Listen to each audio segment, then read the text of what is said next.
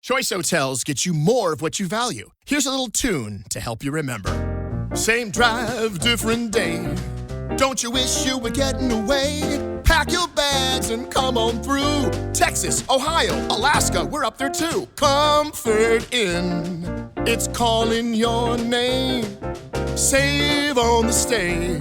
Oh, and free waffles are yours to claim. Well, I hope you like my little song. Book direct at choicehotels.com. Please note, this podcast contains references to physical and sexual assault and graphic depictions of violence. Listener discretion is advised. The views and opinions expressed throughout this podcast are solely those of the individuals expressing them and do not necessarily align with the opinions or beliefs of the host or producers.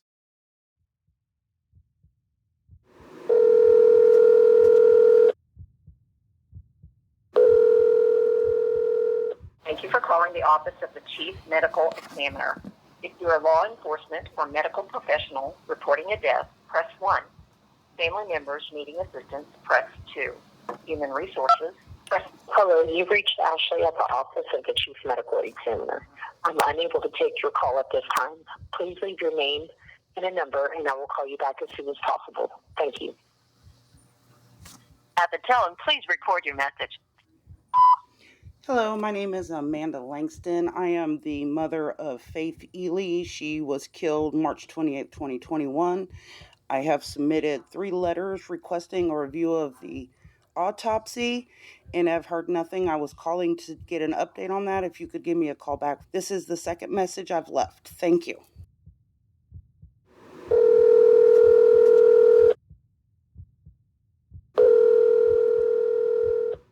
How can I direct your call? Yes, I would like to speak to someone in the Office of Professional Standards and Training, please. Mr. Davidson? Let me check.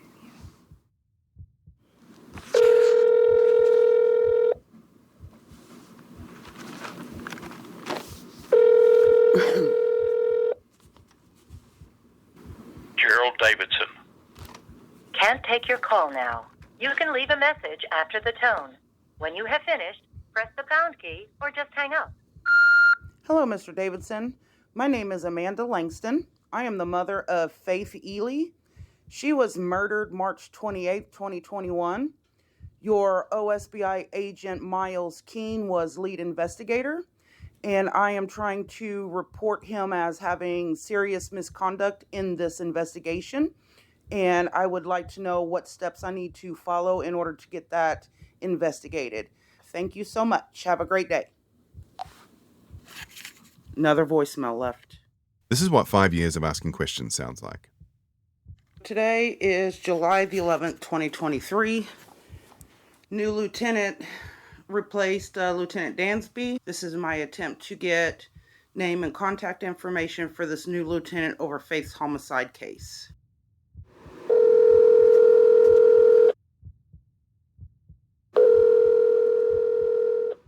Your call has been forwarded to an automatic voice message system. At the tone, please record your message. Hi, Brad. This is Amanda Langston, Faithe Ely's mom.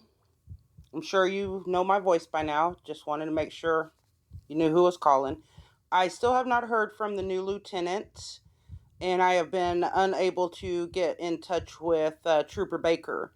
If you could give me a call with that contact information or who I need to call to find that out, I would greatly appreciate it. Thank you. This is Amanda Langston. Today's date is March the 7th, 2023. I am calling the Oklahoma City Police Department's Office of Professional Standards and Training.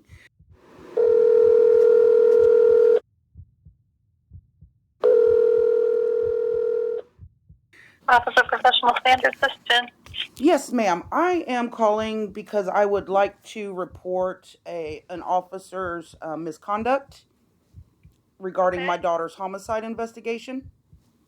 You just need to fill out a formal complaint form. Do you have internet access? Yes, I do. Okay, you're going to go to okc.gov, and what you're looking for is called a formal complaint form. And then once you fill it out, you can either drop it off at any of the stations or you can mail it in. Okay, great. Thank you so much. facing roadblocks at what feels like every juncture. And if it isn't a roadblock, it's a duck shove or a sidestep. It's a whole lot of people who aren't available, a whole lot of voicemail boxes that must be getting pretty full by now.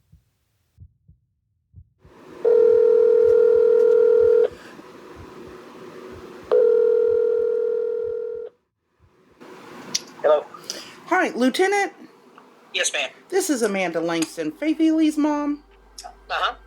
I was just wanting to reach back out to you and see if there's any kind of an update over the ME letter or anything else on the case.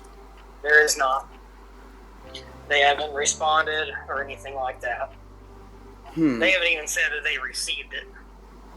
Oh. So, Oh. It's the sound of 5 years of asking questions, and it's also the sound of 5 years of getting no answers.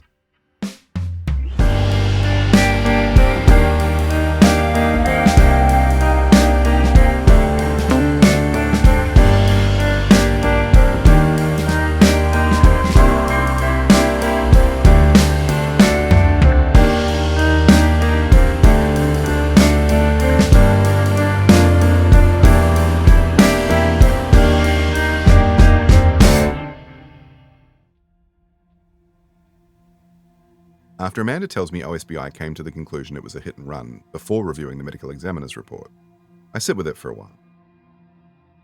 I shoot Amanda a message, exasperated at the idea that Faith's case was so quickly dismissed as a standard hit and run.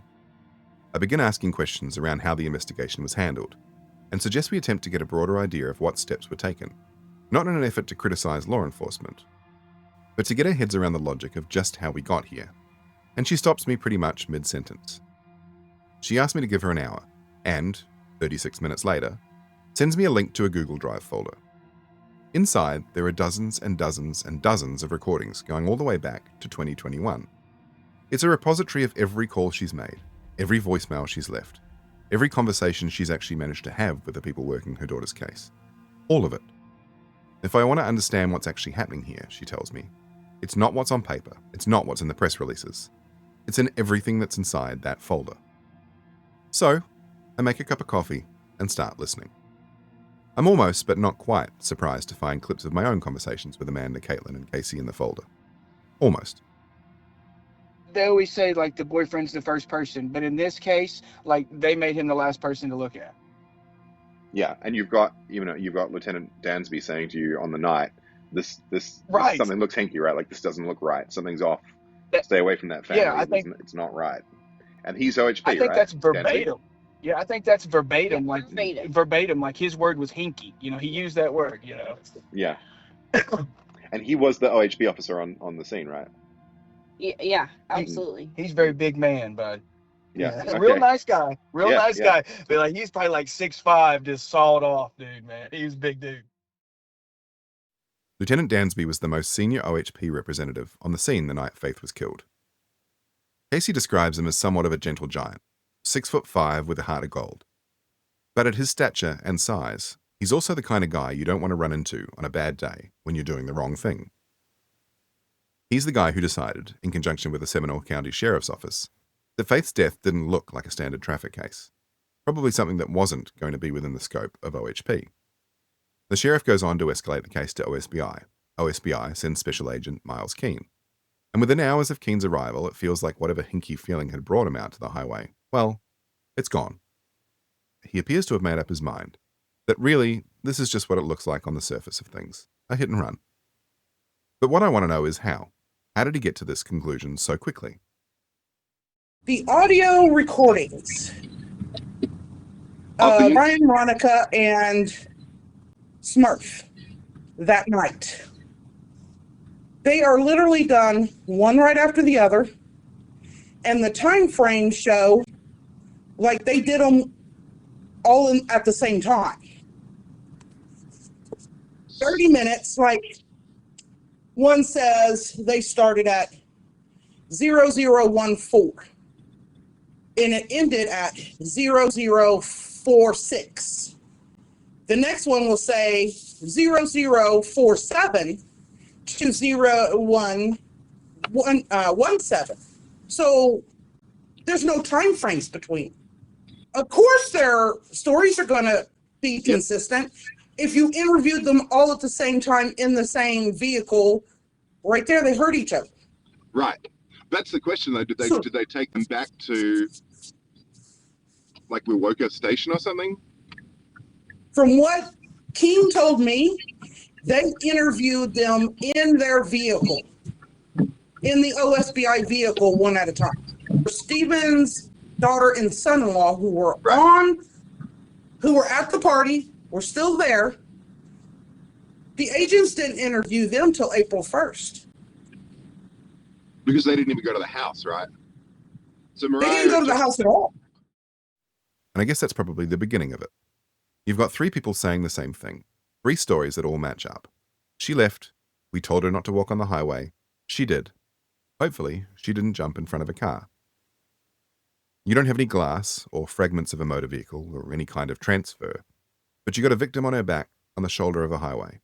She's got injuries and bruising, blunt force trauma, consistent with the pedestrian versus automobile incident, down the left-hand side of her body, the same side a car would have hit her on. So, it's a hit and run. I guess that's how Keane started down that path, but it's not enough for me. So I start making calls, sending emails, and submitting open records requests. With all of the different departments involved, I start at the very beginning, ticking off the basics. Step 1. Which department is currently leading the investigation? Sounds simple, right? Yeah, I thought so too.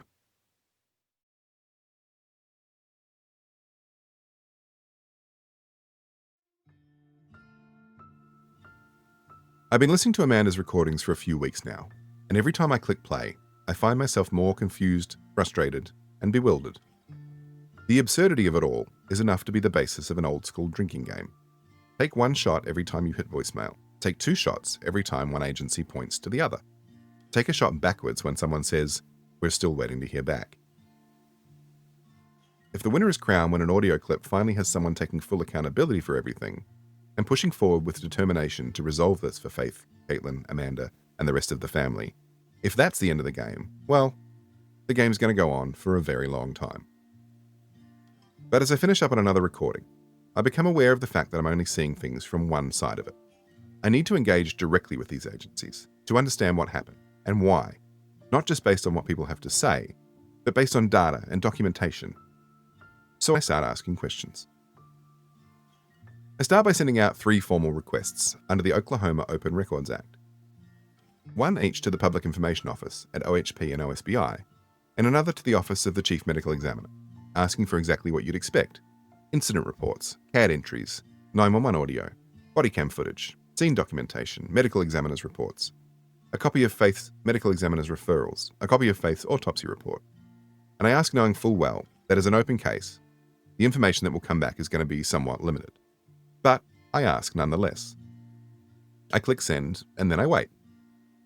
The first response comes back from OSBI. It arrives the next morning. It's polite, it's formal, and it cites 3 different Oklahoma statutes. And the bottom line is this: OSBI investigative records are confidential. They can't and won't be released. So I write back. I ask if there's a representative who's willing to do an interview, or, failing that, if the OSBI would like to provide a comment on Faith's case at all. And his response is brief. We have no comment at this time. I send 1 more email. I understand they can't talk about it, but can they at least just confirm they're still leading the investigation? And if so, can they give me a case number? And the next day, the answer comes through. The Oklahoma Highway Patrol is the lead investigator regarding the case. I'd reach out to them for any further comment or information. And the timing's good, because a couple of days later, I hear back from the OHP's Public Information Office. They direct me to an online portal to submit my records request, which I do. And a day later, I get an email back from the records department telling me they've cancelled my request, and if I'd like more information, I should contact their Public Information Office. So I email the PIO again, and while I'm waiting, manage to find a direct portal to submit a request to the dashcam unit for OHP. So I take full advantage and send a query to them directly, this time specifically asking for the 911 audio, any body cam or dashcam footage, and anything else they have that is available to be released in Faith's case. Interestingly, the dashcam unit comes back to me before the PIO does. But what they tell me has me kind of scratching my head. First, they chastise me for not submitting my request with an incident report number. My bad. But they do me a favour. They find the incident report number themselves and they attach it to the request. And then they run the search. But they hit a bit of a roadblock. Faithe's death occurred more than 3 years ago now, and they have a 3-year retention policy. So unfortunately, the footage and the audio, they tell me it's all been purged.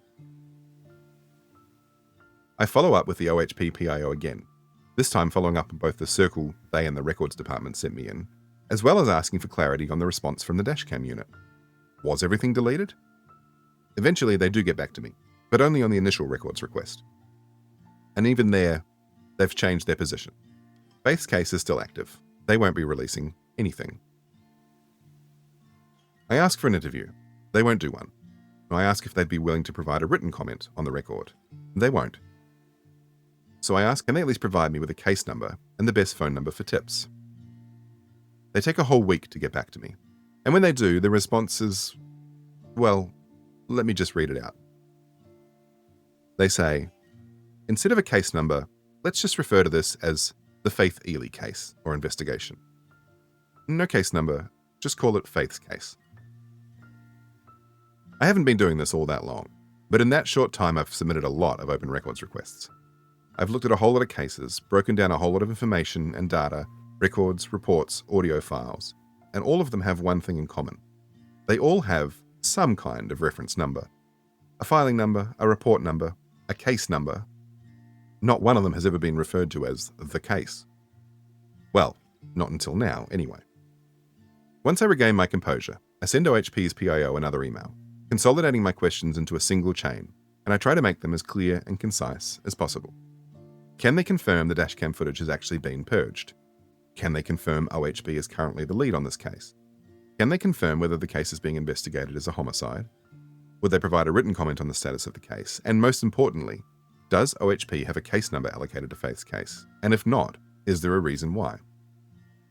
I click send again. And then I wait. And wait. And wait. And wait. But I never get a response again. Not to that email, not to the follow-up I send a month later, or the one I send after that. They just stop replying entirely. I leave it all for a couple of months. But then something comes across my desk that leaves me well and truly perplexed. It's an article shared with me by Amanda, published by NBC Dateline, about Faithe's case and the fact that 5 years had passed without any closure. It seems that Dateline went down the same path I did, trying to figure out whose case it was. They reached out to the same people I did to ask the question, only they got a completely different response. The same person at OSBI who told me the case was with OHP and that I should contact them with questions for this information told Dateline this is an ongoing investigation for the OSBI, and we do encourage those with additional information to reach out, which is the exact opposite of what they told me 6 months earlier. So I write to the OSBI again and ask for clarification. Has the lead on the case changed? Should tips be going to OSBI or should they be going to OHP? And their response, tips can be sent to the OSBI contact we provided you. Which is curious because they'd never actually provided me any OSBI contact. I follow up and they go on to send me the OSBI tip line, and I take the opportunity to ask one last time, can they also provide me a case number? I don't know why I'm surprised, but I am when the reply comes back. I apologize, OHP is the lead investigator on this case. So, to clarify one last time, I write, so tips should not be sent to OSBI. They should go directly to OHP. Is that right? And I get a single word back. Correct. 5 years after Faithe's death, I can't get two state agencies to agree on who owns her case. And when they lean in a certain direction, the words case number seem to send them running and screaming. OSBI tells me it's OHP's. The OHP PIO tells me to send a request to the records department. The records department tells me to send a request to the OHP PIO. The dashcam unit tells me they deleted everything. The OHP PIO tells me just call it Faithe's case. OSBI tells NBC it's their case, and then they tell me it's their case. And then, in the very same email, they change their mind. It is OHP's case. And in the meantime, in the middle of all of this, the OHP PIO decides the best course of action is to just disappear. And none of them, not once, not in any exchange across 6 months of correspondence, can give me a case number. You couldn't make it up. And I can't help but wonder, why? Is it because there is no formal open case? not because it's been resolved, but because it fell through some kind of jurisdictional gap? Or is it because nobody wants to give this case a number? Because the moment it has a case number, somebody has to own it. And the moment somebody takes ownership, they own every mistake that got made that first night, and the days since.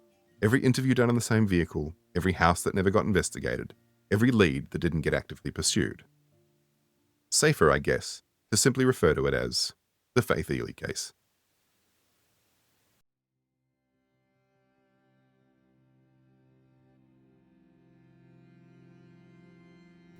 "28 days. This is the gap between Agent Keane telling Amanda he's made the determination that it's a hit and run, and the medical examiner releasing their report on Faith's death on April 29. I call Amanda and I ask her the question I keep asking without being able to find an answer. In the absence of the medical examiner's conclusion, how did they firmly conclude that everyone in the house could be ruled out, and that it was just a hit and run? And how did they get a green light on the whole hit and run thing? And it turns out they had some help getting there. They were not given her name. They were not given the location. They were not given time of day. They were shown the crime scene photos and a few of the autopsy photos of her injuries. They were informed of the physical altercation that occurred within a certain amount of time frame before her body was so-called found. Yeah. And they simply asked OKC Signal 30 unit, do you think this is a hit and run? And he flat out said, he told them it's possible. He said, OSBI asked him, does this look like it's a domestic violence? And he said, I told them that too is possible. He said, why they went with hit and run, I don't know. But it was not our office that told them it was. It was not us. I mean, it's not their jurisdiction at all, right? But why didn't you ask OHP? They are the traffic homicide people.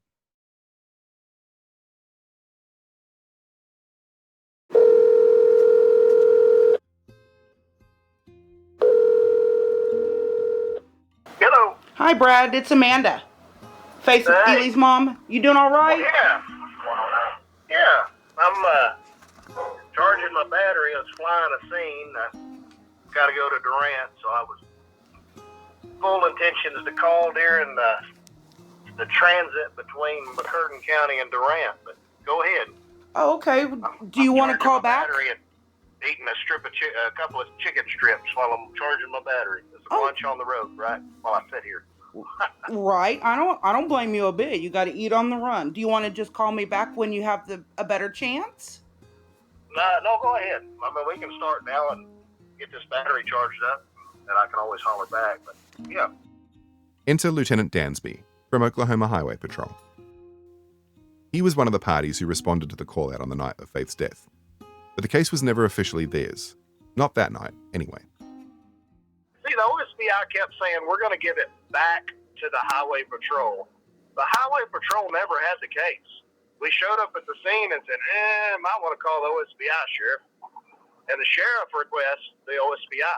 So, at no time does the Highway Patrol say, hey, OSBI, we're requesting you to take this case.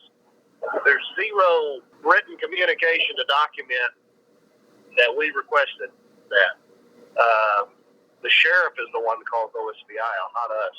After OSBI concluded their investigation and made the determination that Faith's death was traffic-related, in other words, a hit and run, they pushed the case over to OHP. The only problem was OHP didn't want it. Not because they didn't want the work, but because they didn't believe it was traffic-related. When it was given to us, we didn't have any lead. It was a cold case when they gave it to me, even though it was fresh, sadly, because all we had was the OSBI. I mean, they gave it to us because they didn't have any lead. They had exhausted all they were going to do, so it pretty much was given as a cold case, even though it was within the same year. I don't want the OSBI to have this case back. They've already screwed it up the first time. You know, I still don't understand what's the reason for them to have refused that night to investigate and collect evidence from the second crime scene. I still don't understand that.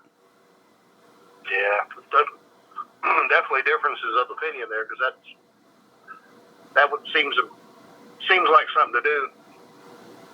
That's pretty much when I got it. Because, like, they started talking about wanting quote unquote us to take it. I didn't have a guy to take it, so excuse me, my name was listed as the person to take it, and began to just chase the lead of turn it over to, because we didn't have any trace evidence on her clothes, and that hadn't been taken. So Miles Keene transferred some evidence to OSBI lab at my request before I officially quote unquote had it, but then it was kind of a holding pattern, wait to see. And then it was like, yeah, we didn't get nothing out of that. But it was, probably September. I couldn't say confidently, but if you say September, I wouldn't say you were wrong. It was a while. Well, I know during our discussions, they had OSBI, that Lieutenant Green, started pushing you to take it in June, and by July had gone over your head in order to push it on you with only like 3 reasons. Right. To back up why you should have it. Right. And then there's stuff going on in the back scene of that one I'm probably not supposed to say out loud, but that guy at Oklahoma City that supposedly the Oklahoma signal in that email that Green sent, wanting to why we should be the ones looking into it. Mm-hmm. She references the Oklahoma City Signal 30 team, which that's what we use for the fatality collision. Right. That's a 10 code. Anyway, the Signal 30 team didn't look at that. It was like one guy. She consulted one guy. His last name, I believe, is Sexton. And we specialize in crashes that result in death for the highway patrol. And we were already consulting on the crash, and then they went and consulted somebody else and said, oh, no, y'all are wrong. Y'all should take it, because they say they even agree. The medical examiner agrees. But when you talk to ME, he kind of based his opinion strongly upon what the investigators were saying, the witnesses were saying. So it was all kind of skewed, in my opinion. So they met with you guys, experts in traffic homicide. This is what you do. They met with you and argued with you about how this could have happened, didn't agree with you, the experts, and then turned right around and shoved it back on you guys, still claiming you're the experts, even though they didn't take your word for it. They didn't use your expertise as part of the investigation. I don't understand that. No, but that's what happened. The Oklahoma City Police Department's Signal 30 unit is a specialized team of 11 investigators dedicated to investigating fatal traffic collisions. They're a highly experienced team of officers who work exclusively on cases where it's suspected that a traffic-related fatality has occurred. There's no question that Faith's death is not within their jurisdiction, even if it was a hit-and-run. Traffic homicides in Wewoka, they'd be under OHP's jurisdiction. But it seems when OSBI consulted the experts under whose jurisdiction a hit-and-run would sit in Faith's case, that's OHP, and they didn't like the answer, they turned to Signal 30 to get a second opinion. And feeling that hinky feeling again, Amanda calls a lieutenant at Oklahoma City Police Department to try to understand how all this went down and how Signal 30 even got involved in the first place. Today's date is March the 21st, 2023. This is a Tuesday. I have an appointment with Lieutenant Steiner.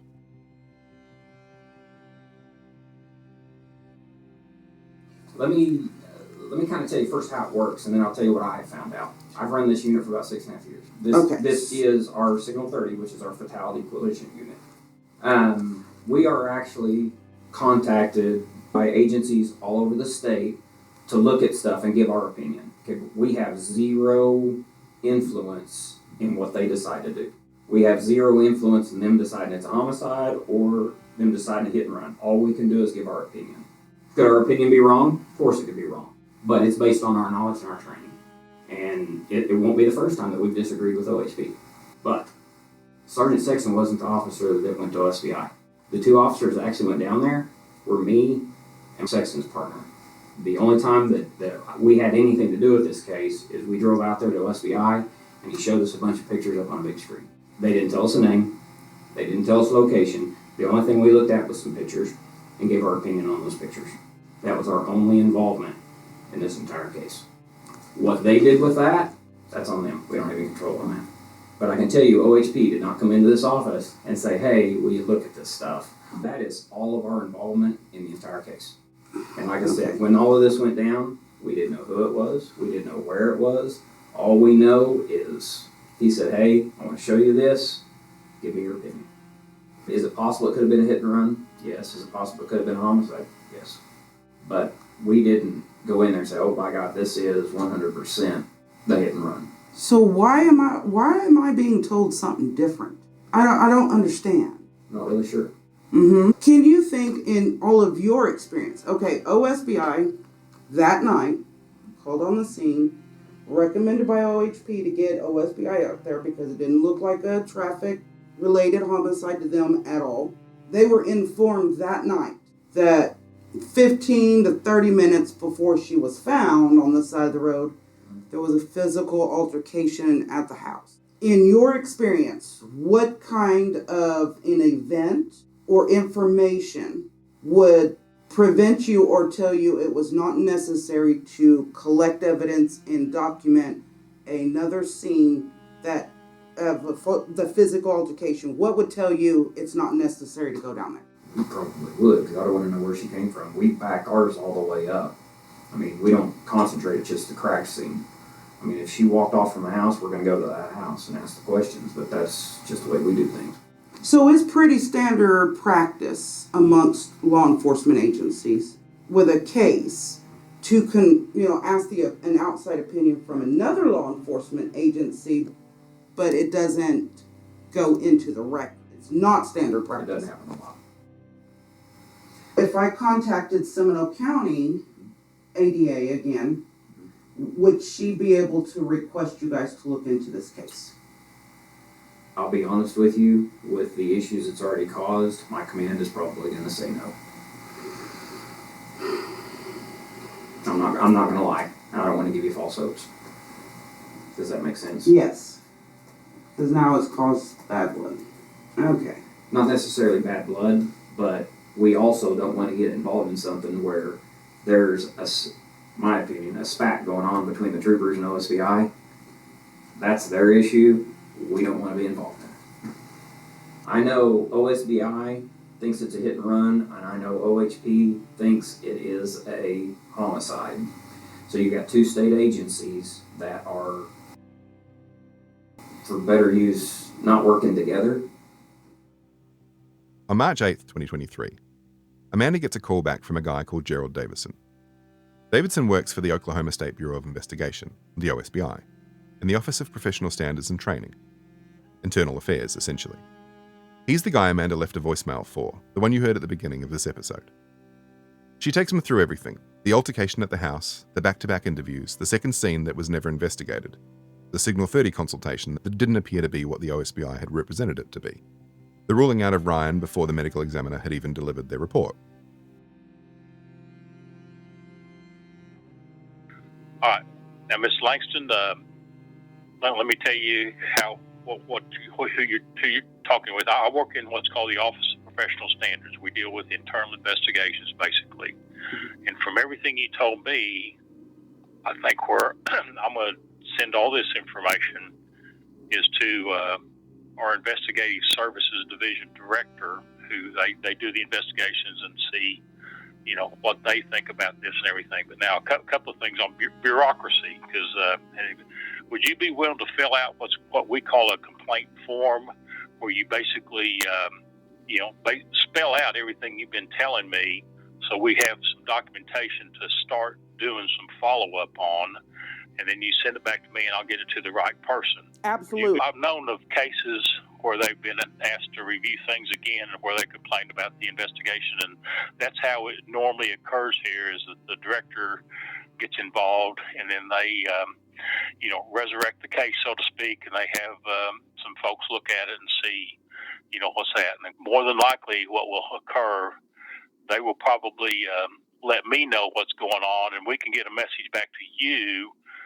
stating how we're proceeding with this, and that you more than likely will be contacted by somebody, and you'll probably have to restate all this stuff again. So that's what the process is. Do you have any questions about that? No, sir. Not at this Okay. time. Okay, all right. Amanda fills out the form. She submits it in writing, exactly as requested. And then she waits, and waits, and waits again. And she never hears back from Gerald Davidson. In fact, she never hears back from OSBI at all. Something does happen, though. It's just not what she expected. I filed a formal grievance in writing to the OSBI, and I talked to their special investigations divisions, training and investigation, their internal affairs, if you will. I spoke to them directly and about my grievance and filed it in writing. And then Lieutenant Dansby told me in July of 2023 that he and the OHP legal department had a sit down with the internal affairs for OSBI. And he told me the whole general gist of that was they wanted to know who's been talking bad about him. And then he was transferred to Turnpike Authority. He told me he was being transferred. This was the first part of July, and he was being transferred effective July the 14th. And that's it. That's all that comes from Amanda's formal complaint. Lieutenant Dansby from OHP gets transferred to another area. And the only other person from OHP who was on the scene that night, Trooper Baker, gets himself a new supervisor. Hello? Hi, this is Amanda Langston. I missed a call from you. Yes, ma'am. This is Lieutenant Thornton. My name is Dustin Thornton. I'm a lieutenant over our traffic homicide unit now. Awesome. I'm so glad to meet you, Miss Lieutenant. How are you? Call me Dustin. I'm pretty humble, so you just call me Dustin. Well, thank you, Dustin. You just call me Amanda. By all reports, Lieutenant Thornton's one of the good guys. He's doing what he can. But he wasn't there for any of the decisions that matter. And the decisions that matter, well, they got made and unmade and remade by people who were long gone by the time he took the job. Which brings us back to exactly where we started. Hello. Hi, Lieutenant. Yes, ma'am. This is Amanda Langston, Faithe mom. Uh-huh. I was just wanting to reach back out to you and see if there's any kind of an update over the ME letter or anything else on the case. There is not. They haven't responded or anything like that. They haven't even said that they received it. Oh. So. Oh. And that's where things sit today. Amanda asks the same people the same questions every few months. The answer, every time, is some version of the same thing. They're reaching out, they're following up, they're waiting on the medical examiner's office, or they're waiting on a completely different agency. And in between all of that waiting, the only answer Amanda gets, the only answer anyone's got to give, is just 4 words long. Not at this time.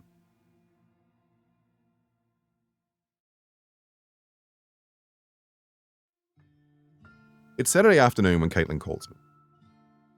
A couple of weeks back, I put in an open records request to Grady County for anything and everything they had on the 911 call that came in at 8:29 p.m. the night Faith died, the Bobby call. Caitlin put her hand up to collect the records, but when she turned up to pick them up, they wouldn't release them, because she wasn't me. So, just as the experts she and Amanda had become at doing so, she found a way around it.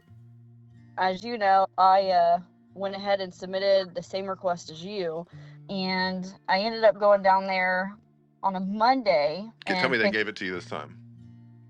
They gave it to me this time. So, open up the envelope, and there are a couple of radio logs in there, as well as a USB in it.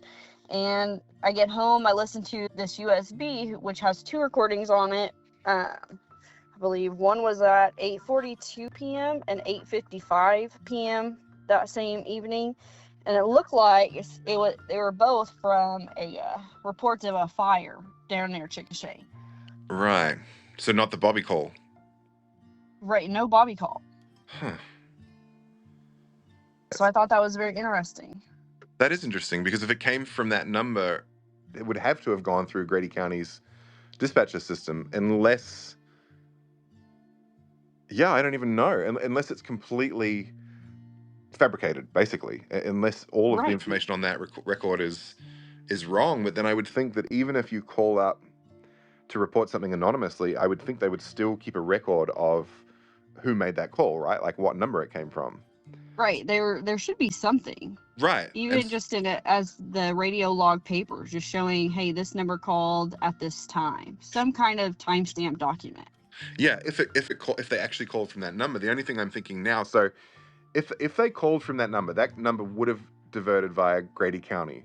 So the fact that they don't have a record of it, in theory, well, there's one of two things going on, right? Either they don't have a record of it, and therefore it didn't go through Grady County, which poses a whole lot of other questions, or they do have the record of it, and it's subject to non-disclosure because it's a part of an open case. So it's possible that the call is there, and it actually is attached to Faith's case, and therefore we're not going to be able to get it. And I'm curious to find out what she says, because I also thought, well, maybe if they had given the location, they would have sent it to Seminole County. But I did the open records request with Seminole County a few years ago, and I had only gotten the 2 calls from the neighbor who had covered Faith's body up. Right. So I would have thought it would have been through there. I don't know what's going on. It's such a bizarre thing. All of the details appear to be, fabricated. It's just bizarre. And if it came through from that actual number that's attached to that report, then it has to have gone through Grady County. But then they haven't given it to you, so it's either subject to non-disclosure or it didn't come from there. And again, same thing. Like, why did Seminole give you the audio recordings from the neighbor calling and not the audio recordings from the Bobby call? Right. Something doesn't make sense. What's the significance behind it?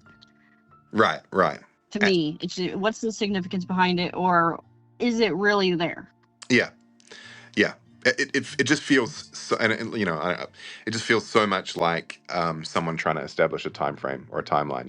It just feels like it's sort of intentionally placed there. I have a friend who is a 911 dispatcher, not in Oklahoma, in a different state. So I'm going to try and have a chat with her, and just so I can understand the way that the CAD system works, and like whether it's possible to make someone fully anonymous by overriding information, or whether it still keeps records. Or I'm going to do a little digging on that front, understand the way that transfers from different counties work and that sort of thing. Once I find that out, I'll give you a call back and let you know what I've found out on that front. But that might help us understand it all a little better as well. Hang up from Caitlin and contemplate it all. Either somebody made that call and gave false details, or somebody wanted people to believe that somebody made that call. And until I can understand exactly how the CAD system works in terms of recording data and transferring calls between counties, I'm not going to know exactly what happened on the highway that night. So I pick up the phone. I've got a 911 dispatcher I need to call. But just as I'm about to dial, my screen lights up.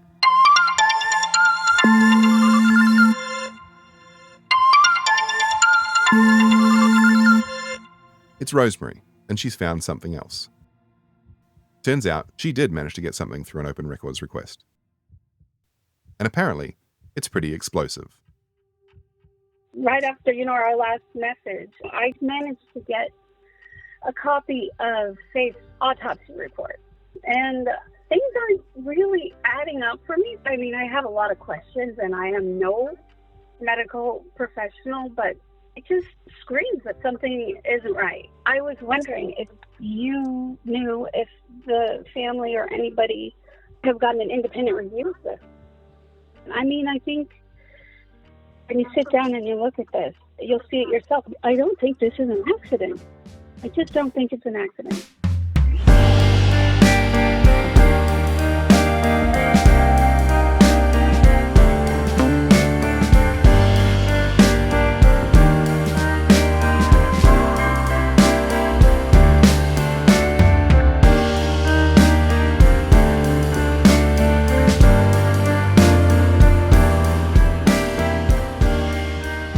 Faith's case is still open, and her killer or killers have not yet been brought to justice. If you know anything about Faith, her death, or those who may be responsible, we'd like to hear from you. Please visit echospace.media/tips and either leave a voicemail or send us a message. You can also find us on Facebook and Instagram at Blunt Force Trauma Podcast. If you're enjoying this podcast, please consider our subscriber option on Apple Podcasts or Patreon at patreon.com/echospacepodcasts, where you get access to early episode drops, ad-free episodes, and bonus content across all of the Echospace shows. If you'd like to keep up to date with progress on Faithe's case, please visit and follow the Justice for Faithe Ely Facebook page. You'll find a link to it in the episode notes. Blunt Force Trauma is a production of Echospace, written and hosted by Troy Taylor. Executive producers are Troy Taylor, Mark Teruli, and Fred Scherzer. Our main theme song is Lose My Mind by Maya Davidoff, and the show also contains audio content from Moby Gratis.